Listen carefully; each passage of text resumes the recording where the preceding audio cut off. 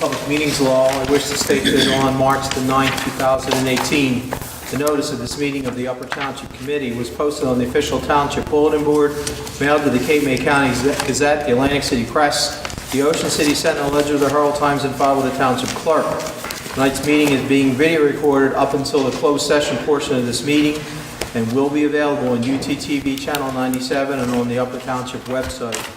I hereby direct that this announcement be made a part of the minutes of this meeting. Let's all rise for the salute to the flag.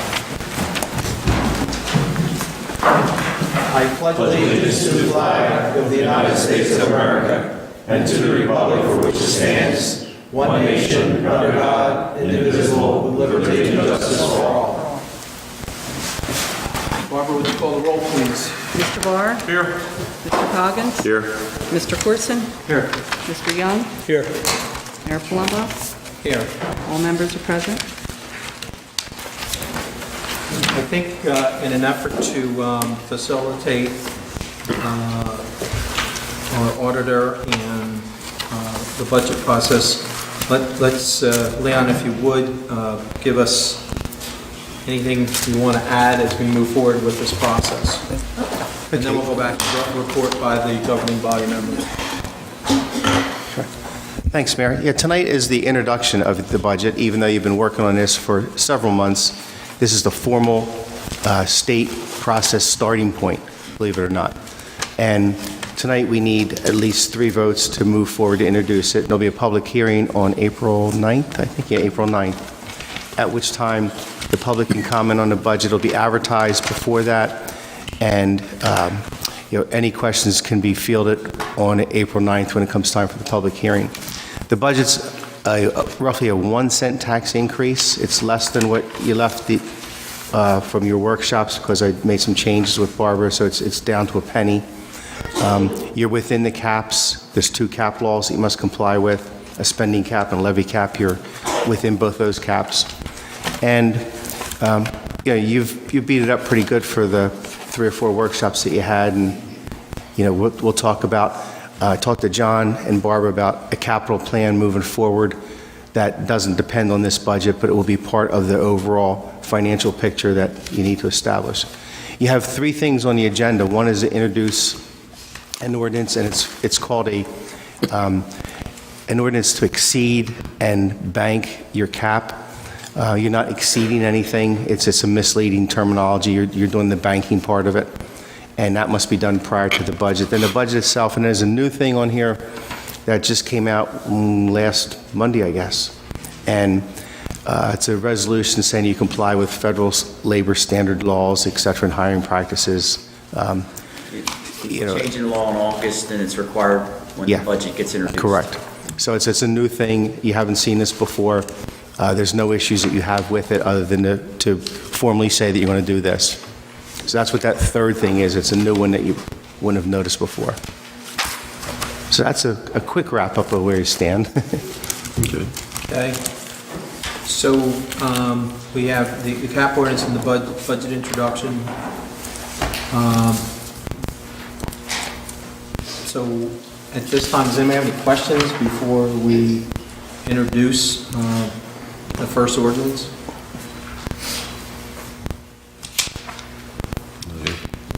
Okay. Would you please read the introduction to the ordinance? Sure. Introduction and first reading of ordinance number 3, 2018, regarding calendar year 2018 ordinance to exceed the municipal budget appropriation limits and to establish a cap bank pursuant to NJSA 4-45.14. Make a motion to introduce ordinance number 003-2018. Second. Please Mr. call the Barr? roll. Yes. Mr. Coggins? Yes. Mr. Corson? Yes. Mr. Young? Yes.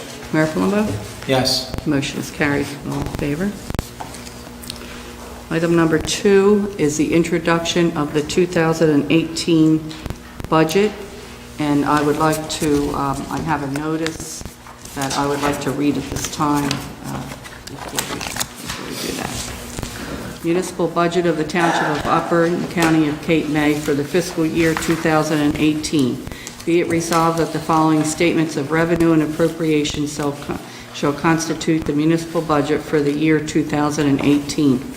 Be it further resolved that said budget be published in the press in the issue of the 27th of March, 2018. Make a motion to introduce the budget. Second. Mr. Barr? Yes. Mr. Coggin? Yes. Mr. Corson? Yes. Mr. Young? Yes. Mayor Palumbo? Yes. Motion is carried with all in favor. Okay, item number 3, authorizing the execution of a group affidavit governing body certification of compliance with the United States Equal Employment Opportunity Commission's enforcement guidance on the consideration of arrest and conviction records in employment decisions under Title 8 of the Civil Rights Act of 1964. Make a motion to authorize. Second. Mr. Barr? Yes. Mr. Coggins? Yes. Mr. Corson? Yes. Mr. Young? Yes. Mayor Palumbo? Yes. Motion is carried with all in favor. So now the budget's formally on the table. On April 9th, if anything happens between now and April 9th, we can amend any line item that's legally allowed to be amended. There's no problem with that. The governor will speak tomorrow, I believe, on state aid, which may change our state aid one way or another. We don't know. And when that happens, again, we make that adjustment on April 9th with a formal amendment. So tonight is not the end, tonight's the beginning. So if the state budget remains flat, then we're actually launching where we should be at this point, right? Yes, yeah.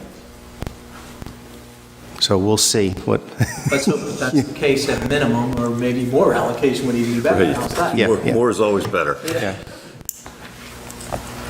All right, well, I thank you for coming in this evening, and I know that you probably have a busy schedule, so if there is any other questions of Mr. Costello, then I think we can certainly thank him and send him on his way.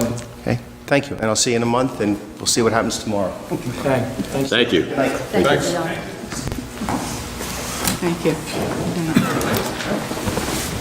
All right, let's go back to the reports. Well, first of all, let's make a motion for the minutes. Someone like to approve the minutes from February 26th, both the regular meeting, the closed session A and closed session B minutes. Some folks had to recuse themselves for some of these minutes, so Okay. I would ask So should we do them remember that when individually? they Would you like vote. us to do them individually? I think it was only the closed session A that there was a recusal except for Barbara, but you're not voting, so it's just the A is the All one. right, so how about we make a motion for the regular meeting and closed session B minutes? I'll make that motion. Second. Is there any corrections, deletions, omissions that anyone's aware of? Would you call the roll? Mr. Barr? Yes. Mr. Coggins? Yes. Mr. Corson? Yes. Mr. Young? Yes. Mayor Palumbo? Yes. Motion is carried. All in favor? And we'll make a motion to approve the closed session A minutes. I'll make that motion. Second. And again, any corrections, deletions, omissions that anyone's aware of? That was on your mailcast. Mr. Barr? Yes. Mr. Coggins? Yes. Mr. Corson? Abstain. Abstained.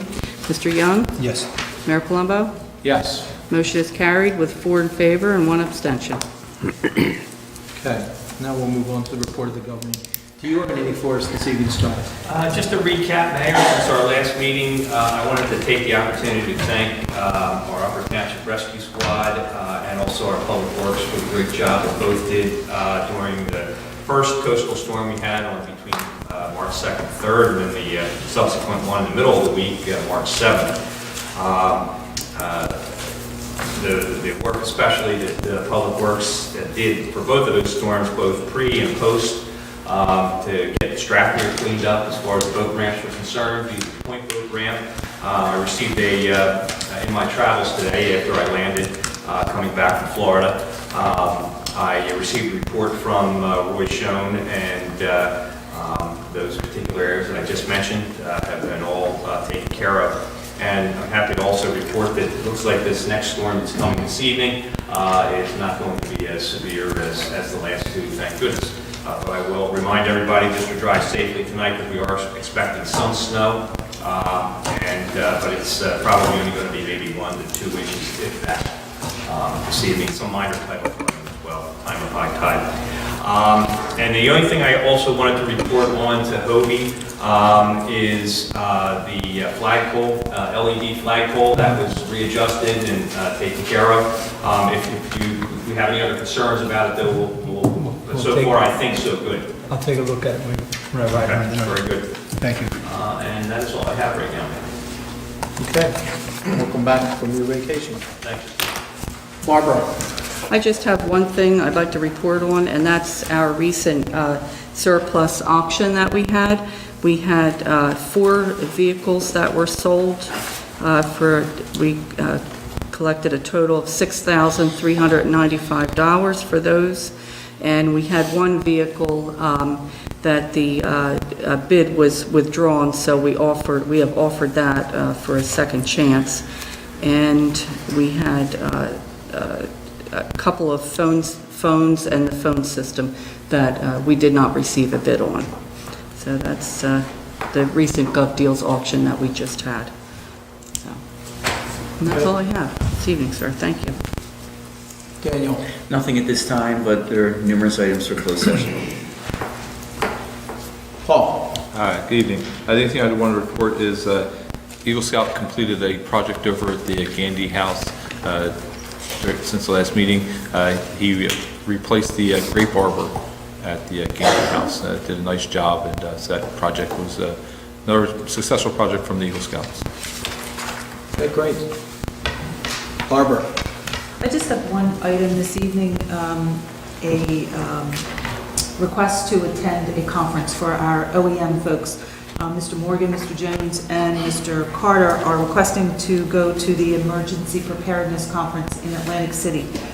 It's a 5-day event, April 30th to May 4th, $135 per person, although Scott is going to see if we can get that reduced to $90 per person.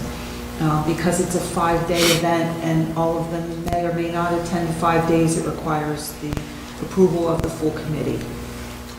And this is part of that is schooling. Also, we like to take credit or take advantage of the different classes that are held on an annual basis. And historically, we have not spent the entire 5 days over there. It's usually like a 3-day. You get CEU credits, plus we get credits toward our EMAA status, Emergency Management Assistance, that we receive every year, and any type of classes that we, continuing education type classes that we attend throughout the year, that all goes toward the money that we receive from the federal government. Okay. So motion to approve their attendance? Second. Mr. Barr? Yes. Mr. Coggins? Yes. Mr. Corson? Yes. Mr. Young? Yes. Mayor Plumbo? Yes. The motion's carried. Thank you, that's all I have. Okay. Mr. Coggins, Nothing this evening, Mr. Mayor. you already had your hurrah with the introduction of the budget. Thank That's you it. for all your hard work. It's all hanging out there right now. All right. Mr. Young? A couple of things. Again, just want to announce that our Easter egg hunt will be March 24th. It's a Saturday from 1 to 4. We are looking for volunteers, anybody that's interested in donating some time to help us get things set up and put eggs out for the kids in between each group. We would greatly appreciate it. And I'm sure they can contact Barb's office and give her your name. Rain date will be on the 25th. I'll be available to help. Great.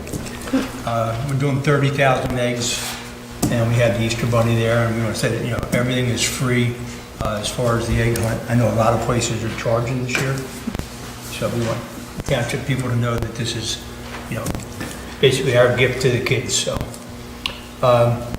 Amanda's Field, the press box, Superior Northeast Precast came in today, and they set the walls, the first floor walls this morning, and quite a process to watch. They put all the walls in, graded it, and put the walls in about an hour and 45 minutes, up and done. So we're ready to start framing as soon as we can, and that was my other question as far as, has anything done with the lumber list, or? As far as an update, I haven't gotten the update. I'll have that I know tomorrow. you're away, Yeah, so I just, yeah. But I know Mike and Roy were both working on it. With the weather, the way it's been. Right now, at least we can go in and do some of our finished grading. All the roofs are on the dugouts, and I'd like to, say that the dugouts, the polyurea roof system and everything was all donated and done with donated labor, which saved us a lot of money, as well as baseball purchased the precast walls, and that's a pretty major donation on their part towards that complex. So, again, I want to commend them for the fact that they are going way over and above, as a volunteer organization, putting money back into that facility. While we're on the matters, baseball also came to me, and we've been talking about the outdoor batting cages for the last month or two. And instead of putting them up, they would like to donate a 40 by 70 pole barn, roof only, open pavilion style, and that would be the outdoor batting cages. The only thing we would incur would be to put the flooring in, whether it be concrete or millings, we're not sure yet, but they're willing to cover all the costs, and that'll include the install. So that's around a $23 item, $23,000 item. So I don't know, I want to bring it to committee so that we can get feedback from that or an approval for them to move forward. Whatever they do will go to myself, Scott, Roy, and Dory prior Barbara as well, because there might be purchasing out. and prior to any work being done, and it will be governed and controlled by the township workers.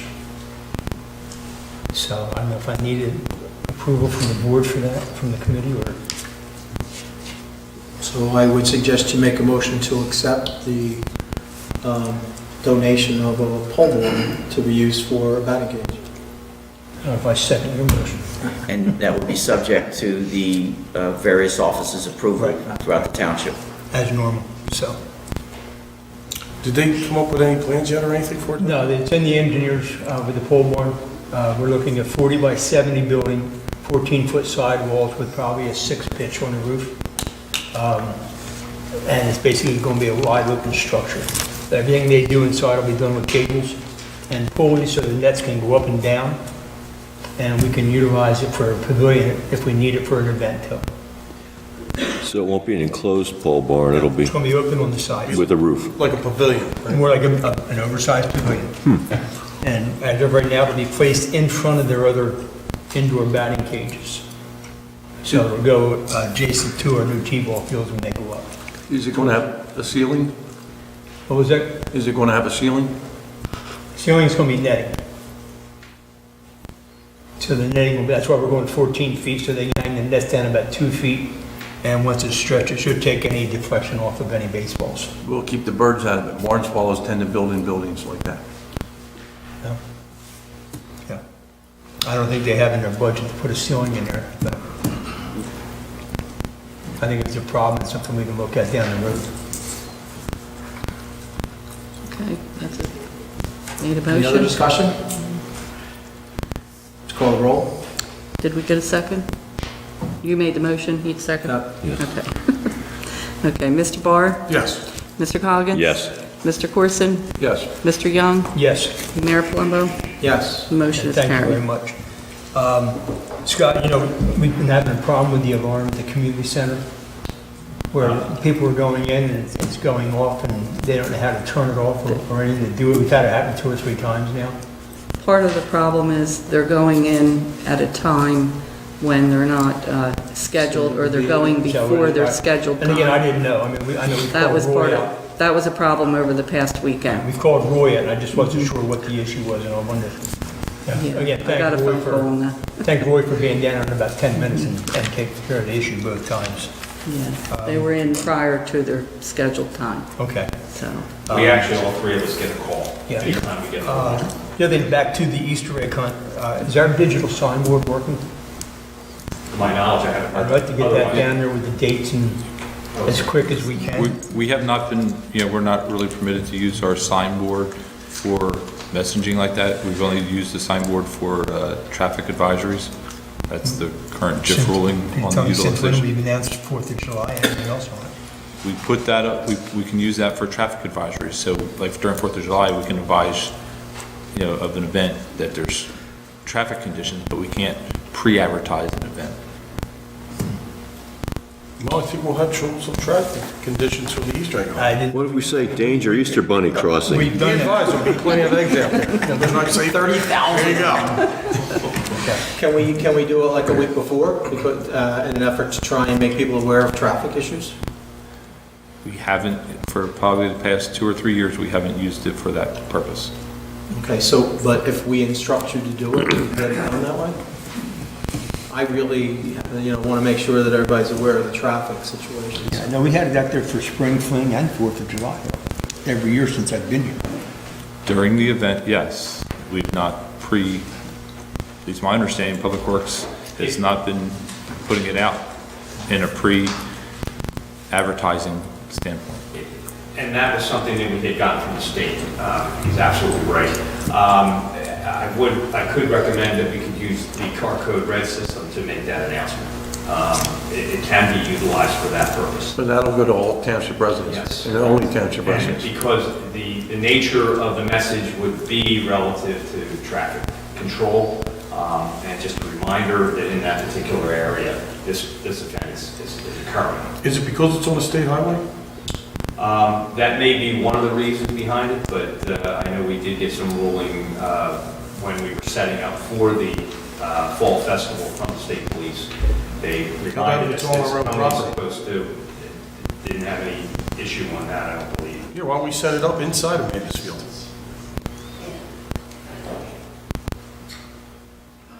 Set it up inside the complex. There you go. Yeah, I just want to try to get some advertisement out there if we can. I mean, Because all the kids are going to be out there playing soccer. I think you may as well just set it up inside the complex. And That's fine, whatever we can get, and then I'll have to try to rush and get a banner made that just says Easter egg hunt, not Spring Fling. So we can put that banner back up again. I wasn't aware we had, I wasn't aware we had an issue. Just to make sure that we're conforming to all their regulations as well. So, If it's on site and not on the state highway, do they care? They don't care at that point. If it's internal to the main what I field, mean. that If would you be put not a it at problem. a Mansfield put it on inside of Saturday. Mansfield, off the highway. yeah, as long as we can get something down there, that's all, and I'll have to see if I can get some kind of a banner made real quick. Also, I was saw the state workers or the county workers last week on 610 and 50, and they were doing an evaluation on the intersection there where we asked them to put no turn on reds, and they did put one on the northbound 50, and that seemed to be the real problem side, where people are coming from Woodbine into Petersburg, and that whole site triangle was blocked. So they did put one on the north side, no right turns on the 610. So hopefully that'll help with, alleviate some of the issues we had down there with the One of the biggest problems too, I think, and Jay can back me up on this, Mark Pankos lives here on the corner, but he was telling me was an accident there in the sun glare if you're headed It is. west on 50. The sun glare is horrible, especially in the fall when the sun's Lower in the sky. lower in the sky it's- or whatever, yeah. You're right, Kurt, it's bad there. So, but at least maybe this will help eliminate some of the problem we had there. And the only other thing I have is baseball also is donating, or they had donated a 40-foot flagpole for the baseball complex. So we'll be in the process of looking for that, and they want to do some landscaping, the flower beds and stuff around it. So, again, they're doing a great job out there as far as putting in their time and their money, so that's it. Mr. Barr? Well, the past week had the opportunity to attend a meeting with Scott and with Paul and some of our residents of Strathmere, along with Dale Foster, who's the engineer of the county, and Will Morey, who is also one of our freeholders, and addressing some of the issues of pedestrian, bicycle traffic, and parking in Strathmere. I see that we already have it on the agenda for discussion. However, I did have a discussion with Dale Foster, the engineer. He would like to come and make the presentation in public here, give us more of a comprehensive overview as far as the project. And I think to discuss it right now without understanding where CL also stands, because CL is also a stakeholder in this, that he could there could be a holistic approach to solving this issue. So I would like to afford him the opportunity to come here with his visual aids. Everybody will get a good idea as far as what's going on so that we could discuss this fully informed. But from what I saw already, I think it's a good plan. I think it's going to help cut down on the issues that we're having in the area. There's going to be some enforcement effort and a lot of education to the public. So again, I think it's a good plan, and in the meantime, I think what we should try to do, Paul, is put it up on our website, at least give some people a brief overview as far as what it entails. Just a brief idea. They're looking to just do restriping for right now in the area from the Township line in Seattle to the library.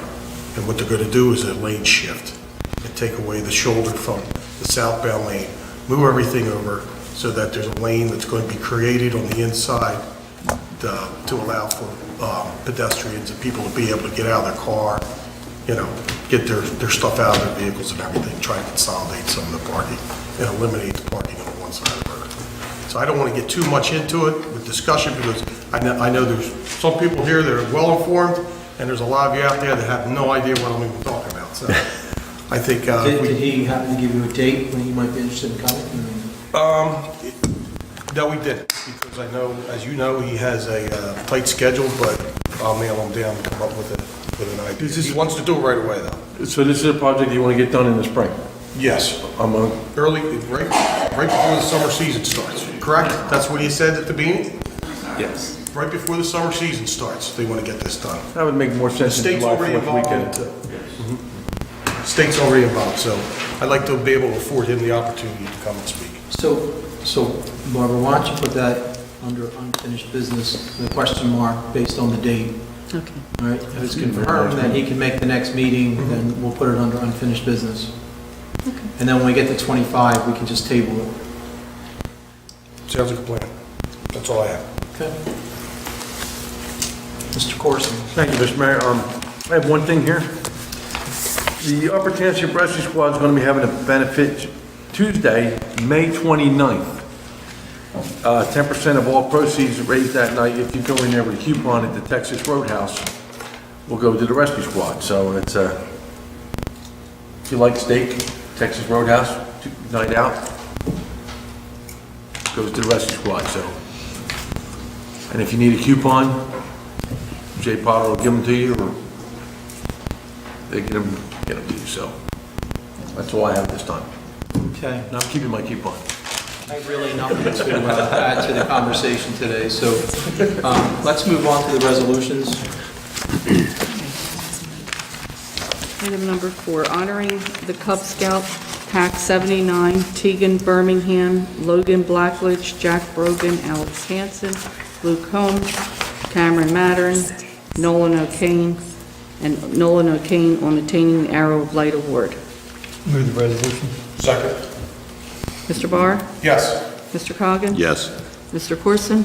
Yes. Mr. Young? Yes. Mayor Palumbo? Yes. Motion is carried. Item number 5, honoring Sean S. Wilson on attaining the designation of Eagle Scout. Move the resolution? Second. Mr. Barr? Yes. Mr. Coggins? Yes. Mr. Corson? Yes. Mr. Young? Yes. Mayor Palumbo? Yes. Motion is carried.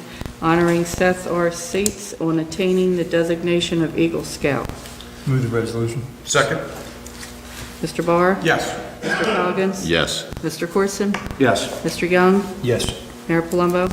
Yes. Motion is carried. Item number 7, opposing offshore oil and gas activities. Move the resolution? Second?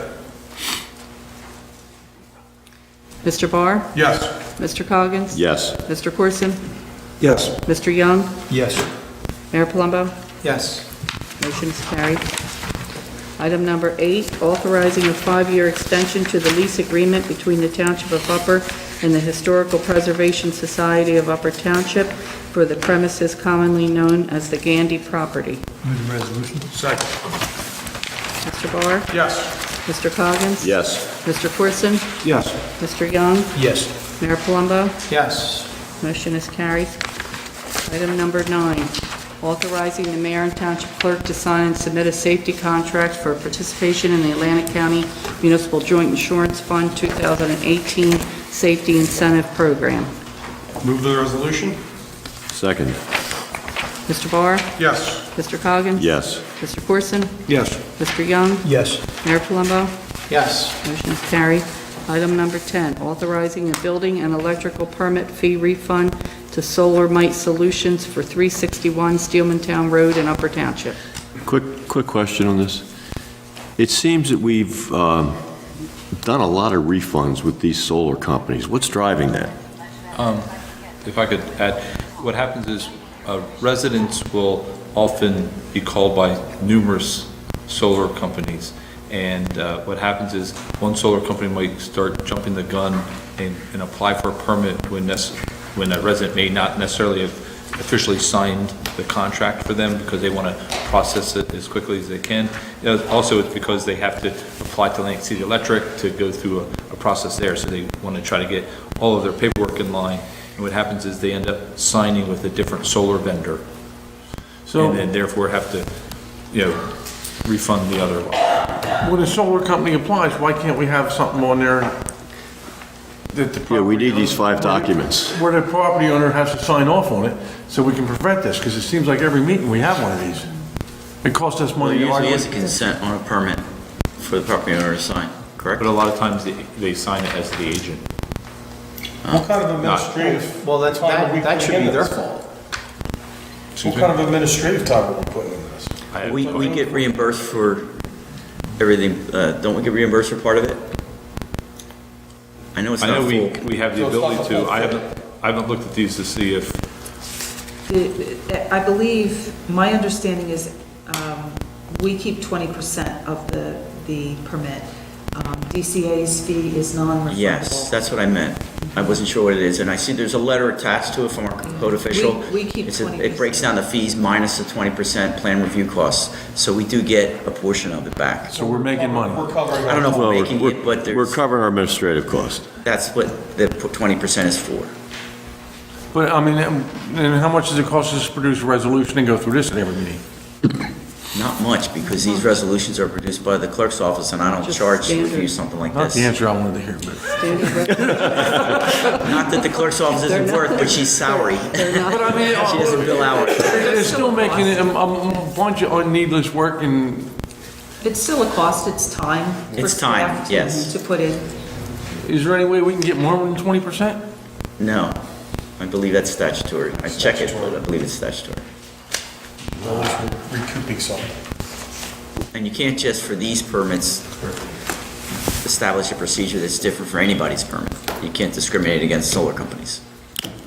So any contractor coming in would have to be held to the same standards. Geez, Dean. Builders often come in and sign permits, applications, correct? correct. You have a second on that? Second. Mr. Barr? Yes. Mr. Coggins? Yes. Mr. Corson? Yes. Mr. Young? Yes. Mayor Palumbo? Yes. Motion is carried. Item number 11, authorizing the annual 4th of July fireworks display. Move the resolution. Second. Mr. Barr? Yes. Mr. Coggins? Yes. Mr. Corson? Yes. Mr. Young? Yes. Mayor Palumbo? Yes. Motion is carried. Item number 12, reappointing Paul Dietrich Sr. as municipal engineer effective April 1st, 2018. Motion to approve. Second. Mr. Barr? I'm gonna have to think about this. Yes. Mr. Coggins? Yes. Mr. Corson? Yes. Mr. Young? Yes. Mayor Palumbo? Yes. Motion is carried. Thank you. Item number 13, appointing McManaman, Scotland and Bauman LLC to act as special legal counsel. Motion to approve. Second. Mr. Barr? Yes. Mr. Coggins? Yes. Mr. Corson? Yes. Mr. Young? Yes. Mayor Palumbo? Yes. Motion is carried. Item number 14, appointing Frank L. Corrado Esquire to act as special legal counsel. Motion to approve. Second. Mr. Barr? Yes. Mr. Coggins? Yes. Mr. Corson? Yes. Mr. Young? Yes. Mayor Palumbo? Yes. Motion is carried. Item 15, authorizing the Greater Tuckahoe Area Merchants Association 7th Annual Tour de Tuckahoe Bike Ride to be held at Amanda's Field in Petersburg, New Jersey on Saturday, May 5th, 2018. Or standard question, Yes, they've checked the schedules with Yes. soccer and everybody else? Yes. Okay. everything's been checked and double-checked and All right, thank you. crossed off, and Just, any questions, We're I want to good. make sure. we're good. Thank you. Motion? approved? Second. Mr. Barr? Yes. Mr. Coggins? Yes. Mr. Corson? Yes. Mr. Young? Yes. Mayor Palumbo? Yes. Motion is carried. Item number 16, resolution authorizing the subordination of an existing mortgage held by Upper Township pursuant to the rehabilitation program. I believe Mr. Young has Yeah, it. we're going to table this because it needs to be discussed in closed session under a contract negotiation item before you would act on this. So it'll be tabled till the end of the meeting. Okay. All right. So, do you want to introduce the next ordinance? The ordinance under ordinances. Introduction and first reading of ordinance number 4, 2018, and ordinance amending section 4-3.2 of Chapter 4 of the revised general ordinance of the Code of Upper Township with respect to jitney licensing requirements.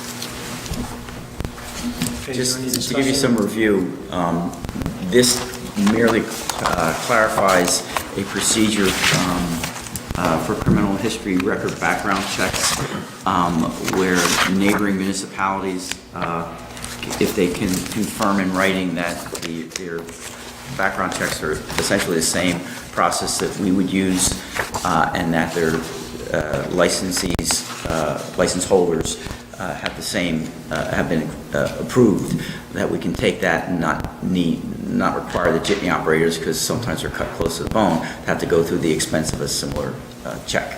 And we did have provisions in there that allow for that, but this mirrors the actual process of the background check. It makes it. And we will receive in a timely manner if anyone is in addition. We've already to the got list that was- notification of last year's, for example, in our situation, right now, Seattle City, because the route goes from Seattle through Strathmere, already licensed their people with the same background check, and we have a list of those people that were licensed in writing from Right, I mean, I Seattle. see the list, I'm saying if there's additional or new drivers, They can go through the same process, but we would need confirmation that they're licensed under the same program from a neighboring municipality. and the list will be Within provided. 9 months. The reason we did 9 months is because some people license them in the fall because they want to have jitney service for, let's say, New Year's Day or New Year's Eve. So that's why we made it 9 months and not 6 months, because sometimes they license them in September or October. Okay. But that's the change. So would someone like to make a motion to introduce this ordinance, and we need to confirm a date? Public hearing will be March 26th. So moved? Second.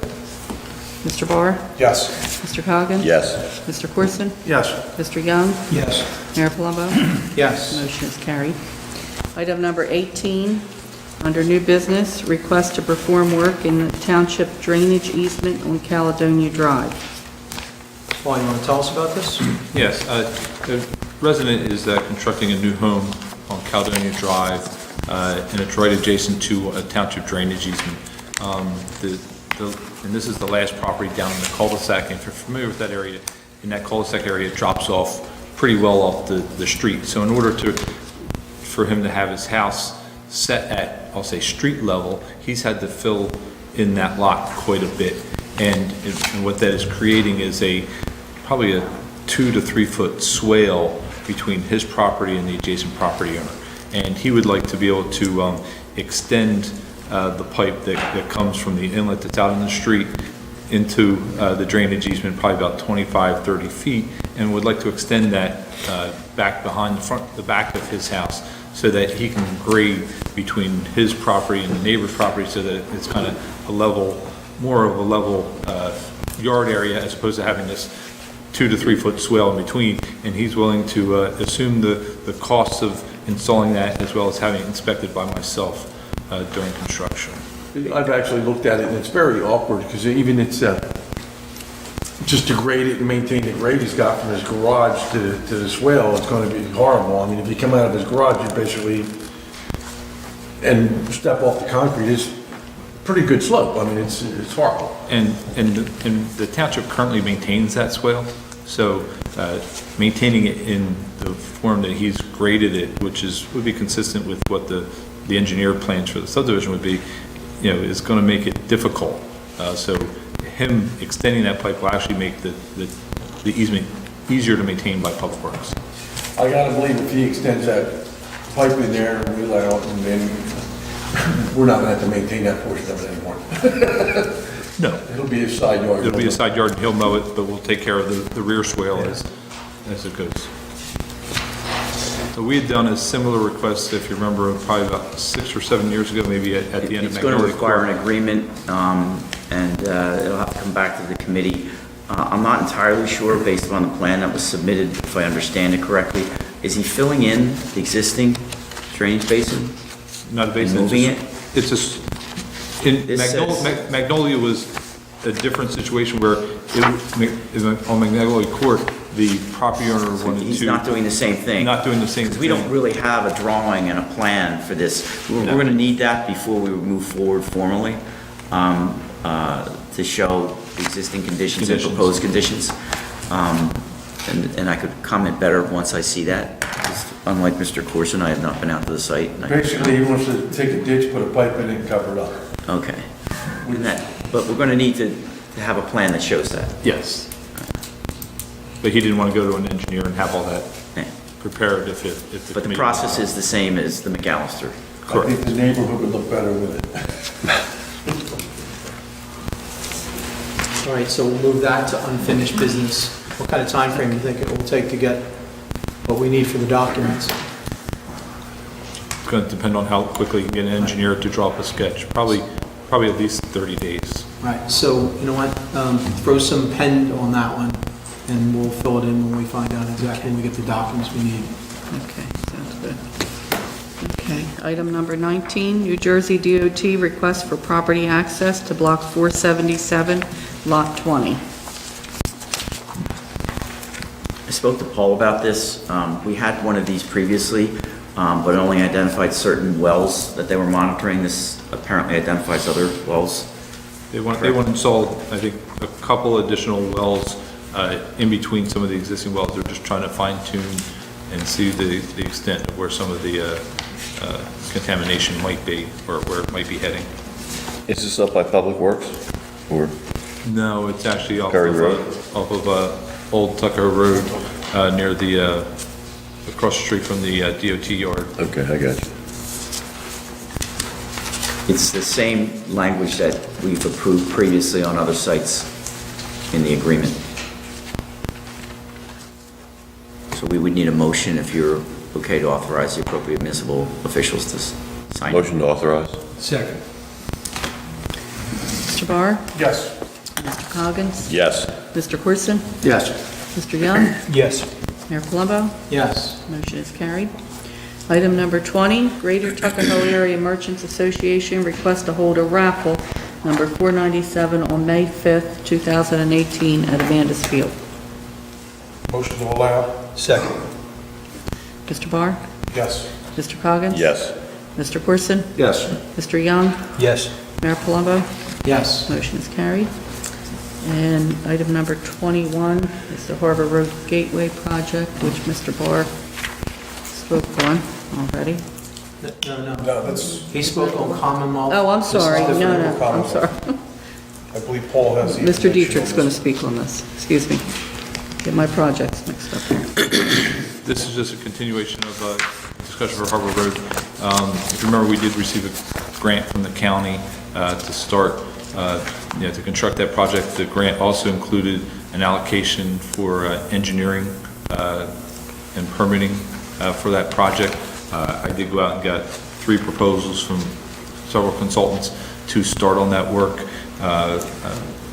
WSP, World Parsons, they were the lowest responder.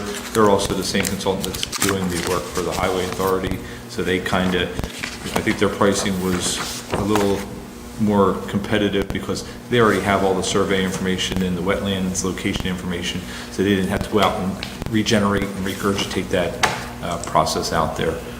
Their quote is within what the county grant authorization allowed for that line item. So to kind of continue that project forward while we, look at and pursue additional funding from the Highway Authority, we need to kind of move this project along. It would be good if we could authorize a contract to start that work. Make a motion to authorize? Second. Mr. Barr? Yes. Mr. Coggins? Yes. Mr. Corson? Yes. Mr. Young? Yes. Mayor Palumbo? Yes. Motion is carried. If I could just follow up real quickly, this is also the same consultant that's working with the DOT on updating the bike management plan for the township. So it's kind of, they'll be able to already have that information from that study to kind of work right into that phase of the project. And they'll also do additional stakeholder outreach and public meetings to kind of get public input as we move through the design process for that area. I was going to say, would it make sense to assign a liaison from the Township Committee to meet, to get updated from time to time? It would, I know you've worked on it, are you interested in doing that? I'll take care of it. Okay, so we'll assign okay. Mr. Barr to that. Just to reiterate, this is a professional service contract that Correct. we're going to have it on another agenda for approval. For approval, correct. That's authorizing us to put it on the agenda, just That's kind of fine. clarifying the motion. And I'll work with Barb and Dan to get the other documents that we're going to Yes. need to effectuate that. Item number 22, under discussion, Bayview Bulkhead Project. Going right back to you, Paul.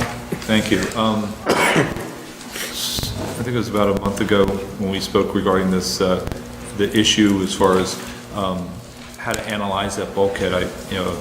My recommendation was to, we kind of have to know what's out there before we can kind of make recommendations or engineer a study to determine what to do to try to see is it worthwhile to raise the bulkheads up to an elevation that we could apply to FEMA to move that coastal A-zone line.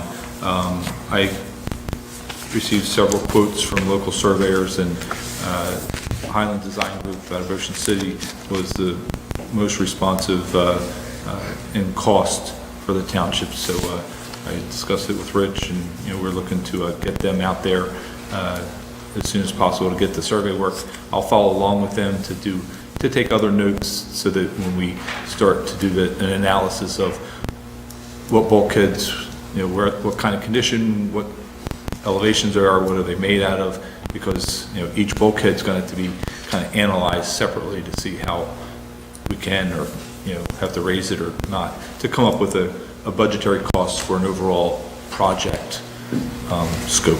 Will they take into consideration that there's a number of, docks that are on the bay that could have access problems if it raises it to a certain level? So, there really is a lot of things that need to be looked at before we come up with any kind of, dollar amount that it could cost to do this project. So, Correct. And we'll look at, we'll categorize and itemize all that so that as we move forward to evaluate those sections, we can, determine what has to be done. In the correspondence, we have a letter here that was, I believe, emailed you, and one gentleman talked about a septic failing and sewage running down the street. There's some, I've been working with several residents about trying to, that I'll say that maybe have substandard bulkheads. And one has made an application most recently to elevate his bulkhead to get it, closer to the standard. And I'm actually working with two other people that have made applications, so essentially working with three and encouraging them, even though our ordinance has an elevation of 7, talking to them about the implications of the future and stuff like that. So the 3 of those properties are looking to go to elevation 8 just so that they can kind of be pre-compliant with where we might be looking towards to be with that ordinance. The other gentleman, he wants to put in the new bulkhead. We're kind of directing him in that fashion, just trying to get him to work with an engineer to come up with a more concrete engineer plan so that we know that what he builds will stay there and be structurally sound. So we're in the process of dealing with that property owner.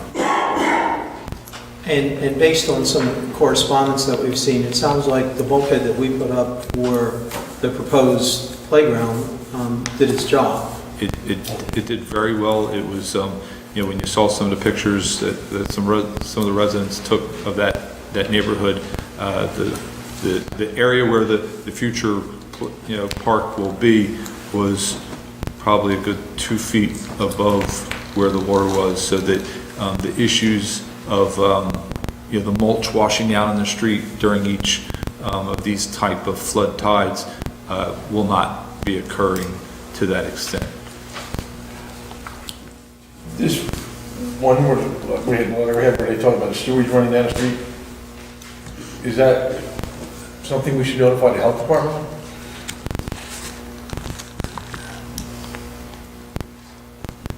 It's something we can reach out to them. I don't know if that, I didn't physically see that, so, that would be something that resident should reach out to the health department. if they Well, have- the letter was. They sent the letter to me, and I forwarded it to Barbara to make sure it cascaded to everybody. I don't want to put anybody in a bad position, but I got to tell you, that's a health risk. So I agree with Mr. Corson. I think we should at least alert the county Department of Health on it, and so that someone can monitor it in the event that, we have the potential for some flooding again, with this storm. This gentleman says it's a liability, and he's telling us about it, and holding us responsible. Well, either way, Yeah. you have to have somebody go out and investigate it and see if it's a problem. well, he's saying there's raw sewage running down the street there from this house, so. I'll send it. Send it to the Board of Health. So what I'd like you to do is to notify the Department of Health and copy them on the email that we receive so that there's, property information and those kind of things. And if substantiate his claim. See if there's a problem. You don't need a motion for that, right, Chair directs? No. Okay.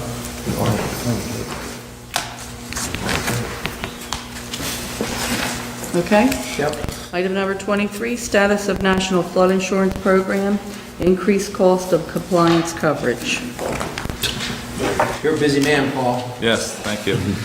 That's why I tried to keep my reports at the beginning of the meeting short, so to leave time for this portion of the meeting. The National Flood Insurance Program has to be renewed every, I think it's 5 years, and it's set to expire this October. They're looking at several things. The letter that correspondence that we received was more specifically talking about those residents that had potential ICC coverage from Superstorm Sandy. If once you make that initial ICC claim to your insurance company, you have a 5-year period to make the repairs.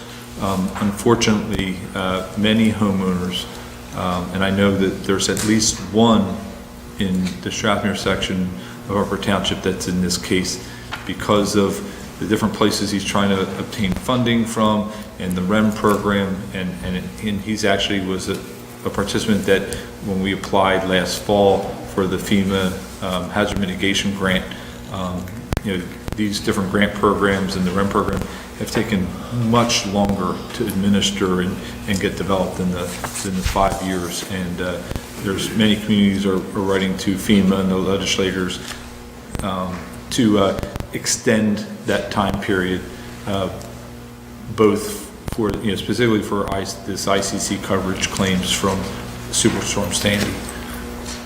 So are you looking for us to do a resolution asking for I think an the extension? letter might be just as good. They just want you to contact your congressmen and your senators and FEMA and basically alert them that you support this and ask them to support it. Correct.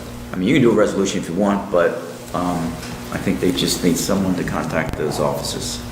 You know what, I think it's probably in the best interest that we do a resolution, because for whatever reason, it seems recently, if we do a letter, then there's a request back for a resolution, so, especially in this particular situation, so it might show a stronger support of the whole committee at that point.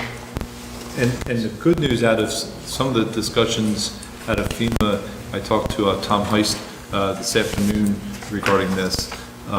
He's feeling that for future ICC claims, that the policies may be changing, and that FEMA's actually, because of Superstorm Sandy, and they've seen what the actual construction costs are, especially here in the Northeast, to raise homes, and to do that the $30,000, that's, it's a kind of it's not sufficient to raise most homes, especially here in the Northeast. So they're looking at increasing that increased cost of compliance coverage, which is a benefit that all flood hazard policy owners get as part of their flood hazard insurance, so that they can take advantage of that. So they may be looking at raising that to $50,000 to $60,000 per occurrence. So I think that's another good step. I think that if FEMA makes that would be a very good thing. So I'll make a motion to request an extension for, what's it called, the ICC? The ICC coverage. Second. Mr. Barr? Yes. Mr. Coggins? Yes. Mr. Corson? Yes. Mr. Young? Yes. Mayor Palumbo? Yes. Motion is carried. Item number 24, Upper Township Historical Society request for resolution of support for historical museum.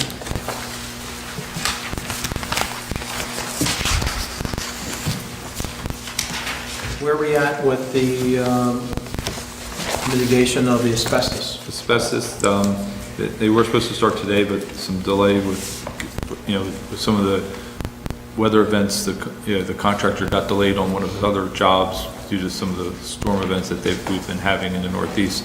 So he's looking to start next Monday.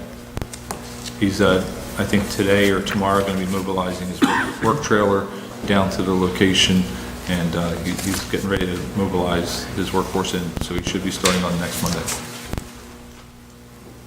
And so what are we anticipating the amount of time for the work to be completed will be once they start? He tells me if they're there more than the full week, he's going to be late. So in his mind, he should be done in the week.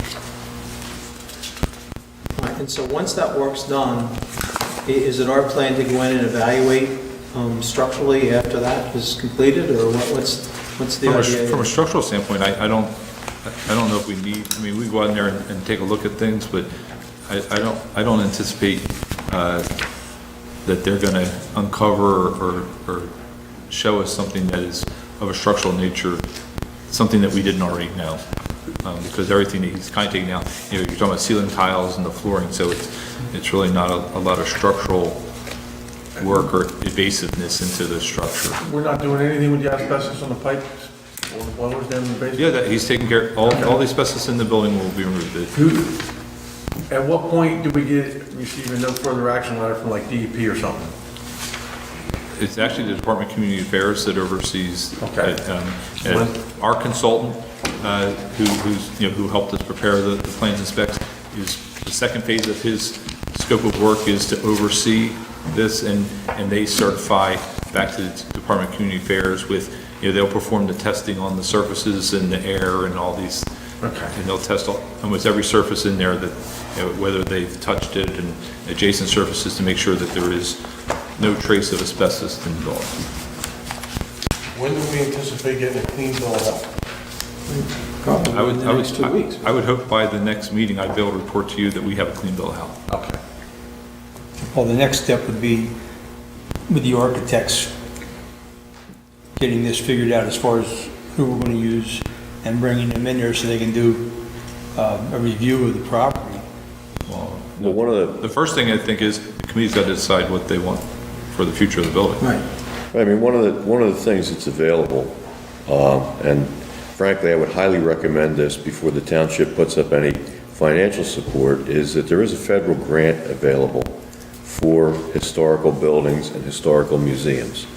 In order to get that, there has to be an application made to the state to have the building declared as a legitimate historical site, which we may be able to do under the guise of the fact that it was, the old historical town hall. If we can get... Way before that. And if we can get that done, then we may qualify for that grant. Because I'm not sure, looking at this request for discussion as it's written and this request for support, are we requesting a resolution for financial support No, I think it's a resolution to say that we support in principle, the idea of using the old municipality for a museum. But this, I know there's a number of representatives here, basically, and probably at some point they're going to address us at the public comment portion of the meeting. I mean, basically, the request was, I thought, to support a resolution, to support the establishment of the historical museum so that the Historical Society themselves can go out and start working on a county grant that they've been trying to pursue. They can't do that until they have approval from us that they can proceed going forward. yeah. And there's been a lot of work done. I've been meeting with the Historical Society on this, and they've really done due diligence on all their studies as far as running small museums and putting the whole package together, coming up with great ideas, working on staffing. So really what they're looking for, we spent a substantial amount of time already. And before they move forward, to keep putting more and more time in to get a positive feedback from this board, that we're going to move forward along with them. And I know for myself, with all the meetings that I've been to, and I'd like to see where we're going too before we put in, another 100 hours into what might be. They've already paid their $10,000 towards the architect piece, so they've already made their financial commitment to us. And I think that was a $20,000 fee, Paul, right? They were splitting it, so it was 10 and 10. Yes. And we have that encumbered from last budget? We do. So with that being said, why don't we just make a resolution to support it? That's what I think we should do. I have no problem with it. I mean, we have, as a committee, as far as I recall, have been hesitant because we wanted to see exactly where we were, and we wanted to abate the issues with the asbestos before we committed going forward. But from what Mr. Dietrich just said, it sounds like, we should have an answer in the next 2 weeks, so, we could make a motion to, have a resolution drafted and finalize it at the next meeting. Yeah, they can't move forward with the county grant without the endorsement of the township. Okay, so I'll make that motion that we move forward with a resolution. Second. Do we have a third? There we go. Fourth, fifth. Call the roll, please. Mr. Barr? Yes. Mr. Cox? Yes. Mr. Corson? Yes. Mr. Young? Yes. Mayor Palumbo? Yes. Motion is carried. Just goes 25. And item number 25, we've already discussed. Item number 26, request for hardship waiver to street moratorium for block 561, lot 32.07. Paul? This street, we just resurfaced, obviously last summer. We have a requirement for a 3-year moratorium for any utility or street opening requests. And that's to obviously, maintain the integrity of the township's financial investment. This is kind of the second one that we've had probably in the last couple months. The first one we had was over in Baby Drive in Strathmere. That one we really had to deny because that was through state aid dollars. And You jeopardize your grant on that. I reviewed the ordinance, and there's no provision in our ordinance for waiver or exception of this. It's a 3-year moratorium. My understanding from talking to Paul that the owners were notified prior to paving the street that this would be, not these owners, but the owners in the area at the time were notified, correct? correct. So the request would be like if somebody wanted to put like a utility like gas or something, or? Correct. Yeah, I think they've recently purchased this property, and the well is starting, they feel the well is probably starting to go bad, and they wanted to convert from electric heat to gas. The gas is not as much of the issue because they could install propane, and then once gas became available, then they could do a conversion. I think the well was probably their bigger concern of having to spend the money of a replacement well. If I remember the properties too, I think they're on that shoulder of the road where the utilities are located, so it's going to be even less about it. Right, they still have to cut out It's not like they have to cut right through the street, it's on that side of the road. It's on that side of the street. It'd be a 3x3 patch with probably I think it's maybe a 3 3-foot trench over to the side of the curb. Paul, if we made the area of the patch larger, would we be able, from an engineering point of view, to get either better compaction or less of a chance of the dips that we seem to get when they cut utilities in? You know, perfect example is if you ride up on the county section of Stagecoach Road, you know, up towards where the potato chip warehouse is. You know, it just seems that every property, there's a pretty significant dip and a pretty significant bump where they cut those utilities in. And either when they were backfilling the trenches, they didn't do their compaction and lifts, or they didn't use the right type of bedding material, but we ended up with a lot of damaged roads as a result of that. Well, I'll tell you, from what I can see, I mean, some of the repairs are better than some of the potholes on the county road.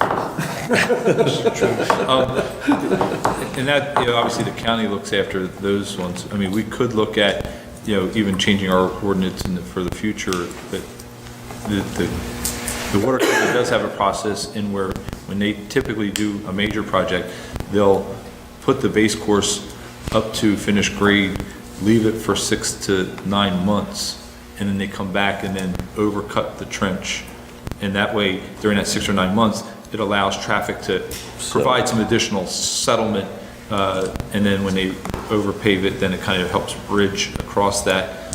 Some towns have gone into, they have that infrared heat treatment to where after they put on that final, and this is more for a small patch, not a long trench, that it kind of heats up both the old asphalt and the new asphalt and kind of helps blend together.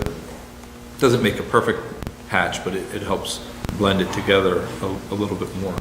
What are we doing here in the township to ensure that after that 6-month settlement period, that these utility companies are coming back and actually doing that? I mean, it's great to have it in place, and it's great to say that they're doing it, but are we actually following up and holding their feet to the fire? Our ordinance, I'm saying that's a New Jersey American procedure that they do internally. That's not, the township ordinance just has that it has to be restored in kind. So we don't have that timing, phasing in of having them build it temporarily, and then coming back 6 months and then. I mean, if and you then recall, redoing we it. had that issue back in Strathmere when they had a number of streets that were, they were putting in new pipes for the water company, right? Correct. And so they dug up a lot, and it really, unfortunately, was a mess for quite a while during the summertime. And then ultimately, they came back, and it was agreed they would do half the street, and then we ultimately got them to do the whole street. But I do think it's some concern that, I've seen some patches, especially honestly with some of the natural gas, at least in the, Beasley's Point area, where folks have decided to switch over to natural gas, and they've gotten in there. And maybe some of the roads, it's beyond 3 years, but the repair job is sometimes inadequate, to say the least. And in that case, a lot of it is we rely on public works, that if they're out and about and notice that we can, each utility company has a maintenance bond with the township, and I have on occasion, when the permits come in to my office for review, I have held up on one and said, I got a problem with a patch over on X street.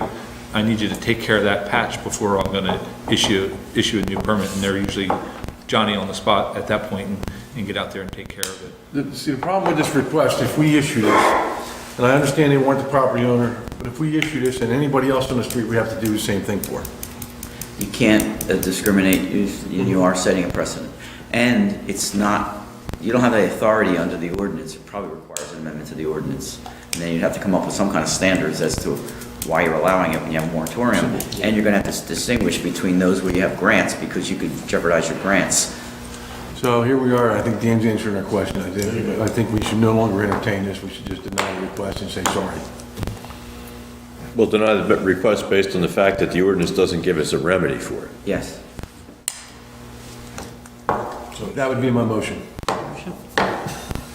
For a second? Second. Mr. Barr? Yes. Mr. Cogan? Yes. Mr. Corson? Mr. Corson? Yes. Mr. Young? Yes. Mayor Colombo? Yes. Motion is carried. Payment of bills. Would someone like to make a motion to pay the bills? I hereby move that all claims submitted for payment at this meeting be approved and then incorporated into the full minutes of this meeting. Second. Mr. Barr? Yes. Mr. Coggins? Yes. Mr. Corson? Yes. Mr. Young? Yes. Mayor Palumbo? Yes. Motion is carried. There were a number of reports from our municipal departments, clerk's office, construction code, division of EMS, finance office, municipal court, MUA report, tax collector report, and Department of Public Works. All of these reports will be available upon request tomorrow at the clerk's office. I'll make a motion to accept these reports. Second. Mr. Barr? Yes. Mr. Coggins? Yes. Mr. Corson? Yes. Mr. Young? Yes. Mayor Palumbo? Yes. Motion is carried. At this time, we're going to open up to the public, and if anyone would like to address the Township Committee, now's the time to do so. Please state your name, your address, and then your reason for wanting to appear before the Township Committee. We'd ask that you come up to the podium, please.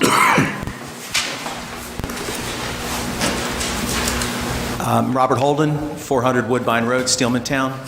I'm the chairperson of the Museum Committee for the Historical Preservation Society. Can't thank you gentlemen enough. This is going to be a wonderful asset for the township. Before I say anything more, I want to, if I could, pass out these packets just for each of you. If you recall, when I first started talking to you guys and I said to you that quote from Field of Dreams, you know, if you build it, they will come. We found a man, or he found me. His name is Larry Sharp, and Larry lived on Route 50 in Tuckahoe. And he contacted me with information about his family and information that the Historical Society did not know before he contacted us.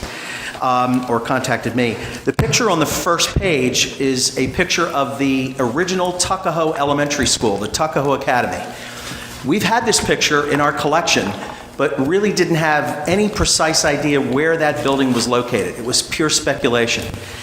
Larry gave us voluminous notes from his mother, and I've transcribed them and I have them attached for you. I think you'll find them definitely entertaining. And on page 3, there is a picture of the 1912 class from that school. I believe it's grade 1 or 2, and it's taken right in front of the building. Now, for many years, we imagined that that building was facing Route 50, but Mr. Sharp pointed out that the building was right behind the current carpentry shop, which was the 5th and 6th grade classroom building for this complex of schools in Tuckahoe. It's really fantastic data and information.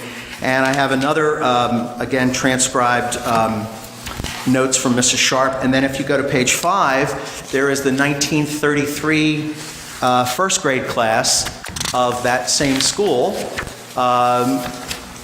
with a long-term teacher there, Mrs. Regine, right, Hobie? She was your teacher She later on? started there and wound up at the primary school. Yeah, she was a teacher in the district for a long time, I understand. Who was that? Regine, Mrs. Regine? She had to be teaching for 40 years. She was a substitute when I went to school. She was my father's teacher, and my father graduated 50 years before I went to school, so. Well, it also points out, Curtis, that probably one of your ancestors built this school because it's an Alexandria Corson built the school in 1861. So this information coming from him, it came at first in dribs and drabs, but what sealed the deal is if you go to the last page, page 9, or I'm sorry, the last high school, page 6, excuse me. You'll see this is the 1919 class of Tuckahoe High School.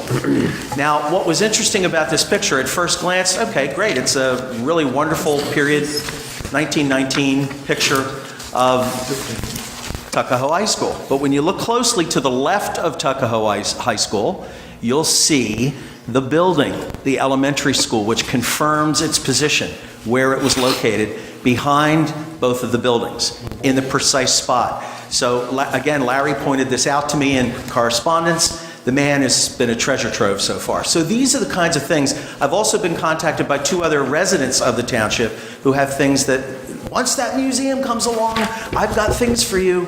So I just want you to know, as Hobie pointed out, we've done our due diligence. Back in February of last year, I gave you guys a complete business plan with the goals, the mission, that we've developed, and we also have everything in place. Now that we have the resolution, once we meet with the architects and get figures, we then can take this to the Open Space Committee. So I thank you so much, because this is going to be a wonderful, wonderful thing for Upper Township. Thank you again. What happened with the building? I'm sorry? What happened with the building? With the school? Well, that's the thing. He's looking right now to find out when it was destroyed, because no one seems to know. It was, I think that backed up to Shropshire's property. yeah, it backed up to Charlie Shropshire's property. The ball field, it's reversal. It was behind, it was on the other side. You were looking at the old township hall. And it's on the left, which is behind the carpentry building. You'll also get a kick out of the map that's on the last page, which is of Williamsburg, which many of you know was South Tuckahoe, because across from that was North Tuckahoe. So you'll find this interesting, especially looking at the plots. This was made in 1941, and subsequently, I don't know how Larry got a copy of it, but he mailed that to me as well. So I think this is just the beginning of a really wonderful session of great things to be placed in the museum for everyone in the township to see. We have so many things that are hiding away, and now people can, eventually, not now, but eventually people can enjoy them. So thank you very much. And we talked at the last meeting, Tuckahoe seems to be gravitating on its own towards antique stores and those types of things. And the Tuckahoe merchants have been talking about having more programs like they used to have down there, events. Part of the problem we always have is there's no bathrooms and there's no parking. So if we can get this off the ground and get the bathrooms up and running, it gives us all those that we don't have in that area now. So I think it'll make it much more conducive to hold fairs and fall fest and different things down there, so. And I also hope my letter of March 5th was explanatory in terms of other details that some of you had questions about. Yeah, I mean, and I think it really, we apologize that it took to this point to get there, but we really did feel the need to address the asbestos first.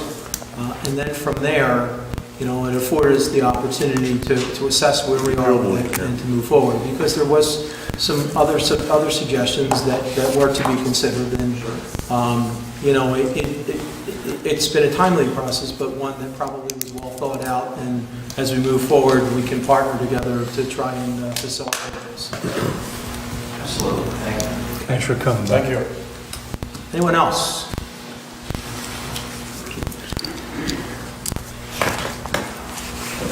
Hi, I'm Tyler Card. I live at 205 Perry Road. This wasn't on the agenda or nothing, but I know you guys have been having real problems with the dirt bikes and quads and everything.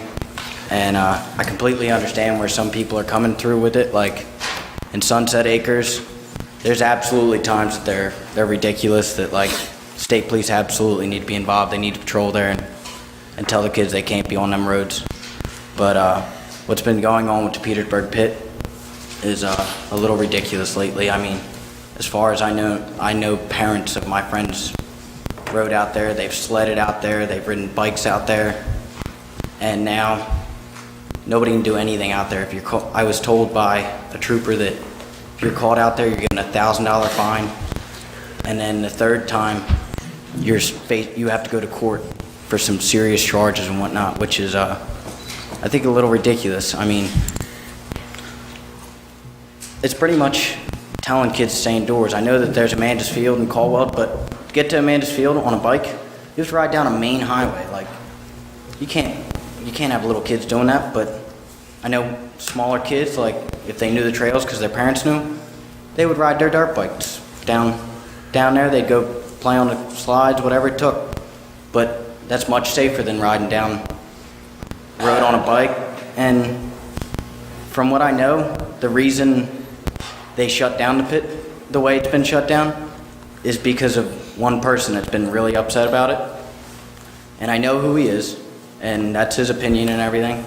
But he bought a house and looked out into the back and saw a massive pit, a big mining pit too. And I mean, if you know mines, they're loud. And like, all right, maybe he didn't realize there were going to be dirt bikes there. But not the whole township should suffer because 40 people are upset about some dirt bikes riding in there and whatnot. I mean, it's been going on for time and time and time. And like, there was... We're talking about private property, right? Yes. Yes. All right, I'm not... The township doesn't really have the authority over that. All right, I understand It's that. the owners that, Okay. I mean, and there's a liability issue for the owner of that property. And that's one of the reasons why this is, somewhat being enforced. I mean, there's certainly been complaints, and the township has tried to address it, but understand that that's not in the authority of this township. That's a All right. private property. I understand that, but I also understand that the township is enforcing it and pushing it that way, which I know if I was the owner of that mine, that guy has had no problems. Like, he chased kids out of there every once in a while when I knew about it as a kid, but nothing like it is now. He has to go out and purchase concrete barriers, pay a machine to go out there and put them in so that they can't get out there. It's costing him money. It's costing him manpower, diesel, machinery. I mean, he had to level the hill. And I know if I was that man and I came up, like, there's plenty of mines out on Weatherby Road that are in Cumberland County that he wouldn't have any of those problems with, that I know that people ride on. But there's no problems out there. During the weekend, they'd move the machines out of there and people ride there all weekend long. But, I mean, that's chasing business out of the town. That's literally, I mean, if I was that guy, it would drive me to the point like I'd go, you know what, we're gonna shut this down, I'm out of here. And then you end up with an empty mine that nobody's in, that is not only empty for someone to be seeing if anybody's out there, but it's taking money out of the town. That guy pays taxes on all that. Well, let me give you the other end of the spectrum. I'm a property owner. Okay. My property has a power line that runs behind it. Four-wheelers, motorcycles, one after another, all summer long, boom. Disturbing my business, my customers. I try to stop them, I can't stop them. It's almost mission impossible. I mean, and the same thing, the motorcycles running rampant on private property, because the power company does not own the power line. It's owned by me, behind my property. They have an easement. It almost destroys my business in the summer. May I ask what your business is? Campground, I own a campground. Okay, I completely understand that. And I know, I'm not saying that they're in the right. So that's the other end of the spectrum now. I completely understand that.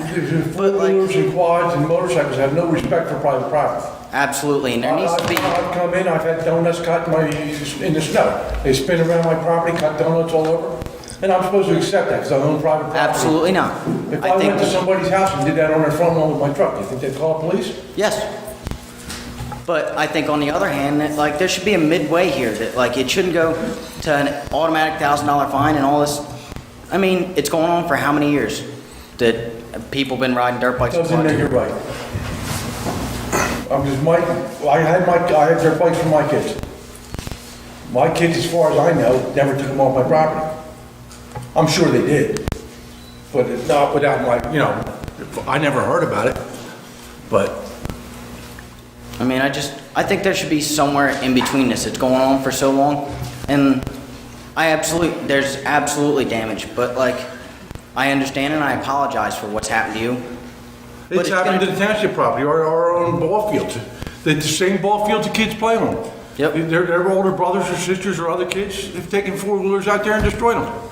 But I think on the other hand, you're making a lot of kids not allowed to do it that are doing the right thing, that are just riding trails. And kids that want to vandalize, they're going to vandalize. Can I tell you something? Legally, you're only allowed to ride where the owner says you can. Yep. That's it. All right. But like By law. That's why you get fined. And I know people that have gotten fined. You got like a $200 fine, you got a slap on the wrist, you got sent on your way. But if you got caught vandalizing fields, absolutely, you should get hammered with them fines and everything else. But like, all right, you get a $200 fine sent on your way. Like, that's pretty fair. Not $1,000 your bike impounded and all these other charges. Well, the thing of it is that at one point there was a website that was steering people to come down to Upper Township to ride their dirt bikes. And it was something that we had to address sooner rather than later because there were children in the neighborhood of Sunset Acres that the parents were very concerned about them, outside and playing when, the four-wheel drives and motors, dirt bikes were going up and down the roads where they're not supposed to be, putting kids at risk, putting pedestrians at risk. And a lot of the the mining areas, were being abused. People were basically trespassing on their land. Absolutely. And so, it was something that needed to be addressed, and the state troopers have taken an active interest in it and are pursuing it as well. So I have a problem with that too. Like, I've lived on Perry Road for 3 years. State troopers tend to go up and down it, and they would speed then. But now with it, the state troopers are constantly up and down Perry Road. They never even feel a speed bump. They're doing 50, 60 mile an hour. Like, how's that supposed to be making the community safer? And I mean, I very rarely have actually seen one doing the speed limit and stop for the speed bump and coast over it. Well, most of the trooper cars have identification marks on them. I'm sure you could probably call one in and sign a complaint against them. All right, I'm just saying that, like, it's give or take one way or the other, and like the way we're giving now kind of sucks for everybody. And that's all I have to say. Thank you for sharing your concerns. Anyone else? Go. All right, my name is William Westborough. I'm at 90 Schoolhouse Lane. I just wanted to, that's an outlet that's been taken away from the people in the community.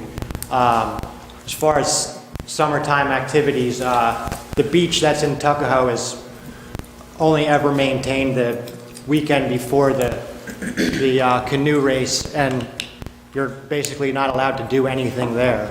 I mean, I just wanted to see if you guys would be willing to open that up and have it maintained regularly. And as far as like I said, the sign basically says you're not allowed to do anything here. You're not allowed to bring your dog. You're not allowed to throw a frisbee. You're not allowed to do anything there. That's the same sign that all the beach accesses in Strathmere have that same exact sign. I mean, with that said, the beach in Tuckahoe isn't Strathmere. Our ordinance doesn't permit, dogs on the beach and that type of thing. And that's from It's not specific to Strathmere or anyplace else. It's not. It doesn't say a time. Actually, it's not just the beaches. I thought all of our parks. All the parks, yes. All public areas. And the historical Unless it's a places as well. specific dog park or dog walking area. And also, traditionally, that was not maintained because it's the water quality in the Tuckahoe River did not allow for swimming, so that was another reason why it's not I'll say maintained But the beach. beach could be maintained for people at least to go outside and Get a suntan. take advantage of the weather. And kayak. I see people out on the beach doing the summertime. I think we can put together a program to have it maintained in the summer. What kind of activities are you looking for? I mean, it's just a place to hang out. I mean, if you go there any weekend in the summer, there's 20, 30 jet skis that come, and there's nowhere for anyone to go because the marsh reeds are growing through the sand so bad you can't even walk in it. I mean, it's like stepping on needles, I just would like to see it maintained a little better so that it can be utilized. And Okay, your point's well taken, and in fact, we'll make sure that becomes a part of springtime cleanup and to maintain it throughout the summer. Thank you. Thank you. Anyone else? I know, Ted, you've been trying to get up. You're playing pop up and pop down. Ted Kingston, Strathmere. There's been concern for some years about the congestion in Whale Beach in the summertime. So everybody was happy when there was going to be something done to try and rectify it. However, this plan that the county has come up with is a disaster. It just doesn't make any sense.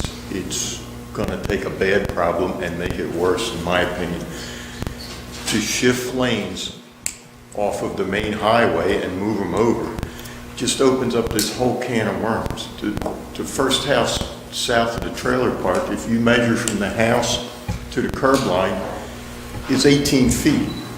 A normal parking place is 20 feet long. So you're going to end up with a car parked with the back hanging in the traffic lane.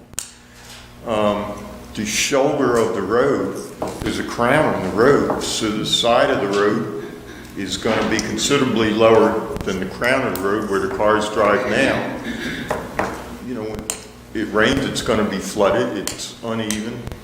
If we have flooding from the bay, you know, you're going to be asking people to drive through the puddles on the side of the road. If you get further down towards Sea Isle, the telephone poles are right next to the shoulder. They're only restriping Strathmere. They're not taking parking away from anybody in Seal. Okay. You would stop at First Street? That's what I understand. As of right now, that's where it starts. And then it goes to the library. But the meeting that we had, they were approaching Sea Isle on their plan. I don't know what the plan is for Sea Isle. Well, something needs to be done. I mean, this has been a concern for some years. I mean, somebody's going to get hurt, but this plan is not, this looks like you know, somebody sat in a room and never looked at the area. I mean, Possibly right. I know where you're coming from, Ted. That's why I said that, you know, we need to get down here so he could show everybody what's going on, because you're standing here, you've seen it.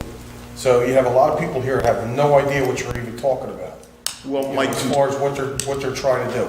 And yes, I voiced my concerns at the meeting that, you know, you're taking away shoulder for people who have driveways on that side of the street. Right. So, I mean, but unfortunately, we're trying to solve this problem, there's give and take.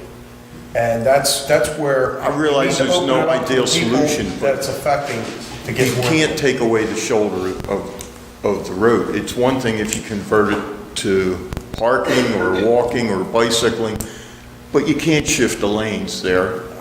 And if you've got a house there, you're naturally going to be upset.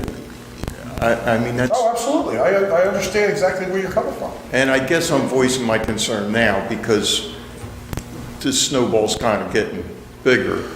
And, you know, by the next meeting, when they come here for a public meeting, it's going to pass the point of no return, and it's going to be a disaster. So...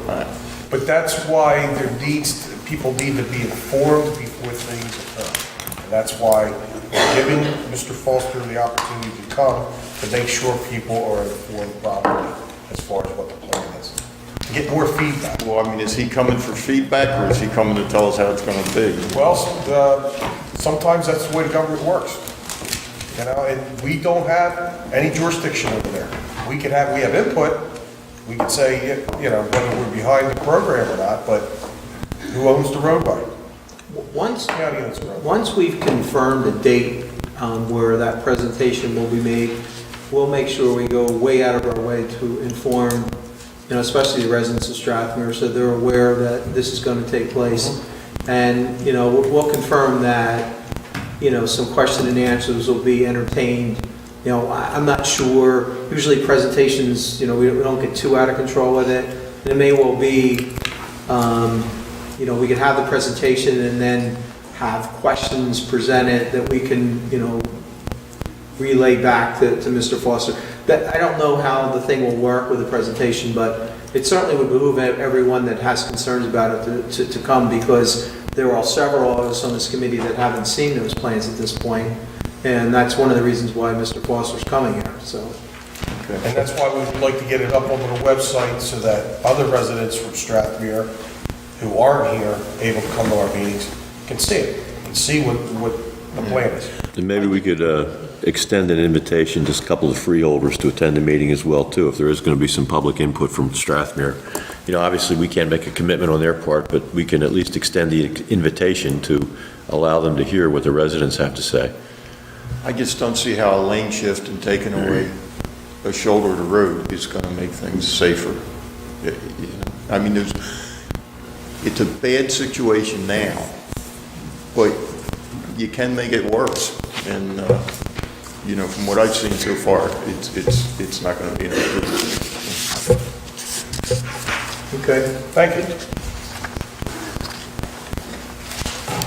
Linda Bateman, 14 East Tecumseh, Strathmere. I had a couple of questions regarding the restriping of Commonwealth. Has the county provided you with the plan of the... Yes. Okay, so you have both files, and this is something that... I got it late. I don't... I got an email from the consultant late this afternoon, so I haven't opened them to look exactly. So I'm assuming he's sent. You'll be posting them, or Mr. Foster will be posting them? Probably I'm going to wait for Mr. Foster To post, okay. And I'll share what he posts. Right. Once it's out there, I'll share that link out on our website. Okay. It's getting late, so all I'll say about this is that we were approached by one of the freeholders. I was approached by one of the freeholders about this a few months ago and wanting to have a steering committee and wanting to get this started. We're happy to share it. We have shared it. My phone hasn't stopped ringing, and people, there is a lot of pushback. And I'm thrilled to hear that there is going to be an open forum, because that step was originally discussed and then it seemed to have gone away. So I agree that there are a lot of issues. From my understanding, of course, it was driven by safety, and the fire company, the fire commission, the citizens group, people for years have been talking about what to do on Commonwealth. But from my understanding is that there is some money available that the county can get for recreation. So the part about the pedestrian walkway, or whatever it's going to be, is driving a lot of this design. So that's all I'll say on that, except as soon as you can let us know a firm date, that'll be great. And Mayor, I had a question about the offshore resolution. Is that also going to be on the website? I'd like to be able to share that with, and thank you all for that too. Or can I get a copy of it? It'll be on there after this evening. Okay, great, thank you. And Mr. Young, about the egg hunt, 30,000 eggs, who pays for those eggs? We have a special event fund. So it comes from your budget? Yeah. And is this restricted to Upper Township residents and their families? It's open. So Upper Township, what does Upper Township benefit? What is the benefit to Upper Township paying? I don't think, the majority of the people that go there are from the township. But also by bringing people outside, they're having lunch and breakfast, different, restaurants and facilities throughout the township. So it generates, I think, some business and some interest for people to come to this township. About how much money would you say it costs? Just roughly? I think we're, around $3,000. For the eggs and security and all of that, or just Yeah. for the purchasing? There's no security proposed for this event. But for that one. The costs will be less than $4,000, maybe $3,500 Yeah. we anticipate for the Easter egg hunt. Part of the reason we went and bought the eggs already stuffed is because I wasn't getting the volunteers to come out and stuff 30,000 eggs, and I wasn't going to have the 4 or 5 people doing it. We'd have to start last Easter. Oh, I'm not questioning how you stuff the eggs, but... Actually, we had used the eggs over again for probably 2 or 3 years, and we were about to purchase new empty eggs, the same amount, and the difference in price between being filled and with some kind of prize in it and not, and being empty, was really, it was really not that much of a difference. So I'm the one that actually went and said, let's go ahead and get the ones that are already put together. So The difference, Lynn, is, we would probably spend around $1,200 to $1,500 in lieu of the $3,000. Right. Well, wrong holiday, but I hate to sound like a Grinch. I thought egg hunts are kind of traditionally neighborhood-driven, and I think every community or church or civic group sponsors an egg hunt. I'm just not sure. Well, they do. Originally, we had the spring fling, and we had vendors and music and everything else out there, and we want to do something that's more kid-oriented. So this is the kids' day out there, and then 4th of July and our Fall Fest become more of an adult. So it's... no, kids for the fireworks and stuff. Well, they can, it's just... And they all come to the Strathmore Parade too, but, which is a great thing that your service, that the Improvement Association provides for the parade. But, I just think it's a good thing for the township too, and I have supported this from the beginning, and I will continue to support it, because when you see 1,000 kids with smiles on their face, and that's basically what it boils down to, it's really worthwhile. And one other question about the budget, this 1 cent that we're that we've reached, what does that translate to in the gap that was originally 300,000 and then it was 300? Well, it's 1.1 cent. 1 cent is 186,000.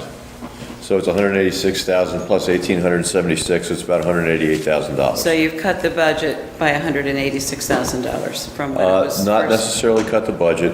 What it was there was some additional money on the revenue side that had not been recognized yet, because the way the budgets are done is the actual budget is done for the expenditures, and then the auditor examines the revenue. So as he was examining the revenue, he found that there was some additional rollover of surplus from last year, giving us sufficient money to increase our surplus this year and also offset some of the tax increase. And I know that you don't set the school budget, but do you have any inklings about the school budget, how that's going to come in? The only thing I've heard about is the county budget, and this is not official. This is through someone at the county who is a fairly reliable source. The county is looking at about a half a cent increase. I have not heard anything about the school board at this point. Either school board? Correct. Okay. All right. Thank you for your time. Thank you. Anyone else?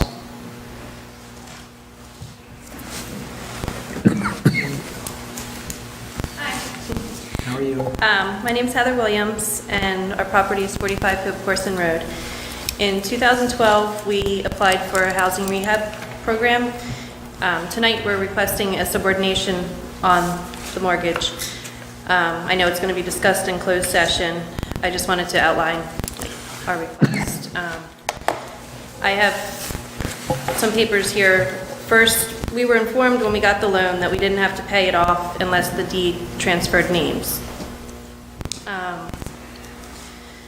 We thought that was the only time that we were required to pay back the money borrowed. We specifically asked about refinancing, and we were told it would be okay.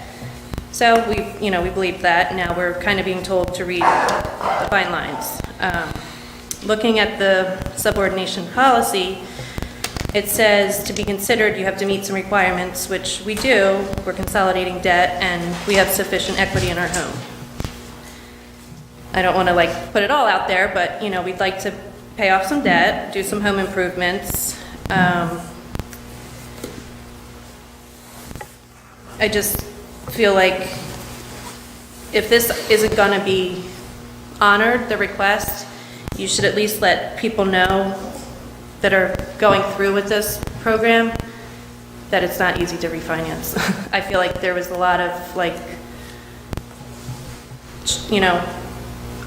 the only time you pay this back is... I'm familiar with what the discussion will be, and I know we're talking about in closed session, and I'm not sure if the attorney's going to wave his hand out that we shouldn't be saying anything, but it's my understanding that it's okay to refinance. Well, no one's stopping you from refinancing. It's just that the money, the extra equity that you're trying to get out of it is to be used for code, and things, improvements on the home versus, some other reason why you might want, to refinance. So, Well, I don't know how much you can... It's a contract negotiation matter, and I don't know, because some of this is private, so I don't know how much you want to be talking about it in public. No, I really don't. I just want, the gist of it to be out there. I think he kind of told me that he summed it up as we were looking to remodel or, put on an addition. And it's kind of, a back porch that we're trying to, it's an enclosed, unfinished back porch that was like that when we bought the house. There's plywood with nails sticking out. There's asbestos siding that's enclosed in the house. The windows are broken. It's not like we're... I will indicate that the first time was about 3-4 hours ago when Mrs. Williams called me at my office before the meeting, that we found out that it was potentially code-related. All the documentation that had been submitted for the request for subordination prior to this was that they wanted to upgrade their house and convert a porch to living space. That was the letter that was received. The policy allows us to consider a subordination request. You're not required to. but you can consider it, but you only consider it to reduce monthly payments, to debt consolidate, and improvements on the home if they bring the home up to code. The original money that was loaned under the program, this is all public record, the original money, which is a little over $19,000, which is loaned on the front under the program, is an interest-free loan to bring your property up to code. We monitored that, we saw the contracts, we paid the contractors, and that's how the loan mortgage got put on the property. I'm Okay, yeah, not so- sure without more detail whether or not the current statements as the condition of their porch is worth or sufficient to say it's bringing the property up to code. That's something that would require more information and detail. And again, it was only told to us hours ago. I mean, the way I read it is kind of if you'd be considered if you have sufficient equity, which we do. Like, I just didn't understand how the whole subordination thing worked. Would you come back and say, no, you can only have this much, that much? Like, I mean, I have another paper here that says that we don't, now I get what I do. You don't pay, you're not required to pay unless the mortgage changes names. So it's just, it's kind of deceiving if,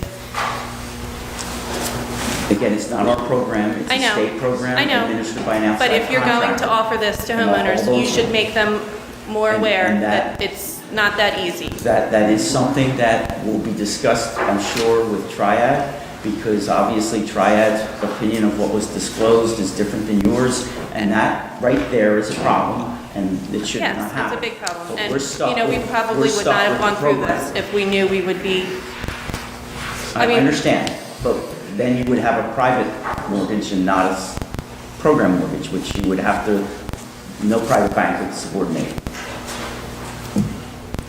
Under the conditions you're asking, most private banks would not subordinate.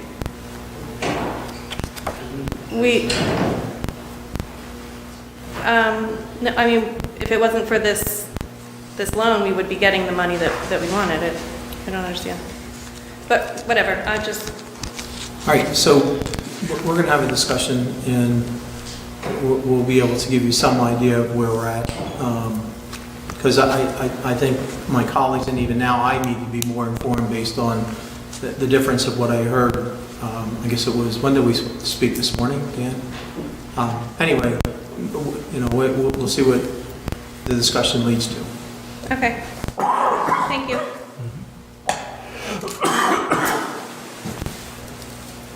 Any, Can I give this to someone? Yeah, what if Sure, it's you, all in my packet, but this just kind of outlines the mortgage why don't you- conditions shall be due payable at the time of our vacates or transfers. They've been given copies of This all is- that. All- would it be appropriate, Dan, for her to stay in closed session maybe with us and We talk? do have this. No, you can't do that. I'm just, okay. In closed session is so you can talk about your issues with respect to the contract. When you bring the party in, that should be an open session. And frankly, much of this under federal law is confidential. So I didn't want to say anything unless you already said it. That's why that's why I'm being very guarded about what I'm allowed to say. I wanted to, put it out there. because- I understand. You're allowed to talk about it, but I'm not allowed to talk about it. I don't know. Yeah. I wish I could see the packet. It's the same documents that you signed, and it's the same documents you sent to me. They were given The all copies documents of you them. submitted. It was sent to the clerk and it was sent to the committee.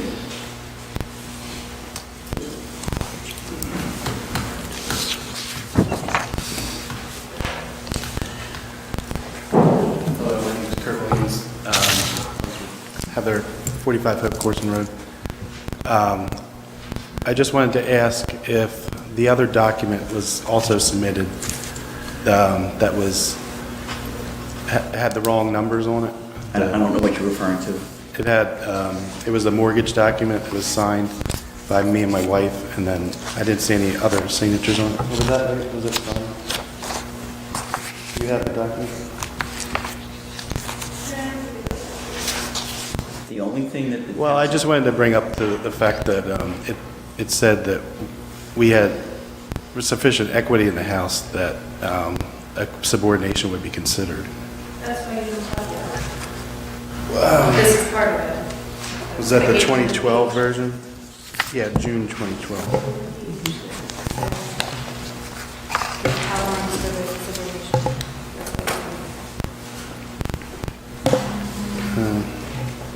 I don't think this is the document I was referring to. I sent it to you, Mr. Young, in an email. I'm not sure what you're referring to. You'd have to be more specific. The original documents you signed. It was an email requests, agreement. The proposed closing statement that was sent to me by the title company, mortgage company, earlier today, I believe. Or maybe it was on Friday. That was, right, that was sent. All those documents have been provided to the clerk's office and the township committee. Thank you.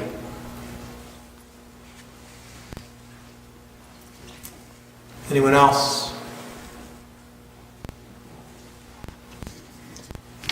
Okay, it looks as if we have exhausted those that want to state their situation with the Township Committee.